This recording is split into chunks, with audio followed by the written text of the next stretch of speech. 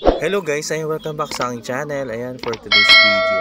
Ayan guys, sa member pala, kailangan na i-verify yung information nyo para mag-match sa Bureau of Immigration, lalo na sa mga OFW dito sa Taiwan. So guys, nag-text sila sa number na kailangan na pumunta ng Chongwa store para i-verify. Kailangan mo lang ng passport, ARC, tsaka hiningi din yung aking health card. Ewan ko pa kung bakit. So, ayan. Punta ka lang sa pinakamalapit. Siguro mga 10 o 15 minutes lang yung proseso. So, kasama ko rin yung kaibigan ko, si JZ.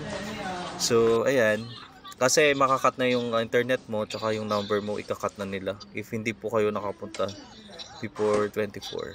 So, sayang din kasi, sa akin kasi 10 years na yung yung Chongwa SIM ko. So, sayang din naman kasi guys. Hello guys, ngayon so, kailangan ng i-verify yung SIM card no Chongwa. Ito lang, dito nga ako. So, ayan, tapos na ako. Mabilis lang, kailangan ng 2 valid IDs. Hinihingi yung passport or health card, tsaka ARC. So, dito, mabilis lang siya. So, i-check ngayon yung nyo sa loob. So, mabilis lang, mga 15 minutes siguro. Yung kailangan lang to. So, ayan. Tapos na ako guys. Hanggang 24 na lang kasi. So, kailangan mo mag-hurry up. Ayan. Salamat guys. Sa Chongwa lang siya. Saka libre lang naman.